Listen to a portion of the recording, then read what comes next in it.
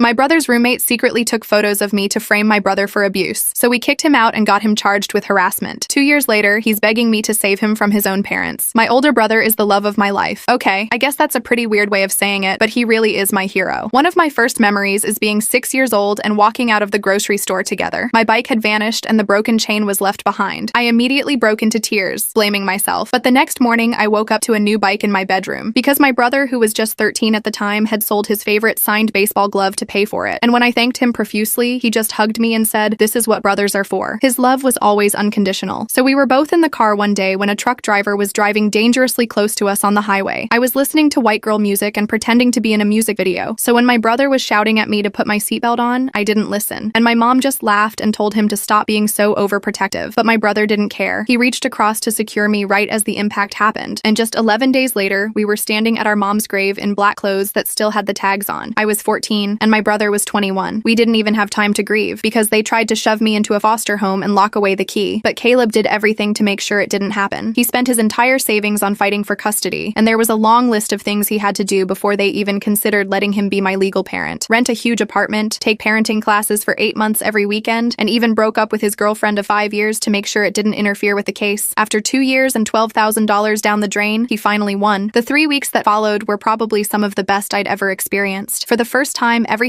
just felt peaceful. He was the only person I felt safe enough to let my guard down with, and for the first time since the crash, I actually let myself grieve. No dark humor, no fake smiles, just me crying into his arms. And that's when his roommate Craig moved in, because he simply couldn't afford to pay rent by himself. At first he seemed nice, and my older brother Caleb seemed to trust him, so I did too. He didn't work much since his parents paid for everything, so I came home to him every day after school. And in the second week, while I did my usual routine of crying my eyes out and looking at old photos of my mom, Craig came into my bedroom. You know Caleb's too nice to ever say this, but you're seriously draining him. Maybe keep it to yourself sometimes. His tone was completely flat, like he was sick of me. When he walked out, I was immediately filled with self-hatred. From then on, I made sure to only cry at school in the bathrooms. Whenever I was home, I'd gaslight myself into thinking I was over the death and ready to move on with my life. And since I wasn't crying when I needed to, I took on a new coping mechanism: starvation. I must have been eating around 400 calories a day, with a diet of ice cubes and chewing gum. One day I was heading down the stairs to school. My calves were aching from how little I was eating, and I was so weak that my school bag felt like it was filled with bricks. "Hey!" Craig yelled. "I've noticed how far you've come with the whole moving on thing. Just wanted to give you kudos." I was so hungry that I couldn't even focus on what he was saying, so I just nodded before getting on the school bus. I was wearing a t-shirt and short shorts when Caleb burst into my room that evening. His jaw dropped. "What the actual F? I'm sorry!" I screamed. "I thought you wouldn't be home." I then grabbed a blanket and wrapped it around myself. "Olivia, when was the last time you ate a full plate of food?" Tears filled his eyes, and his hands were trembling.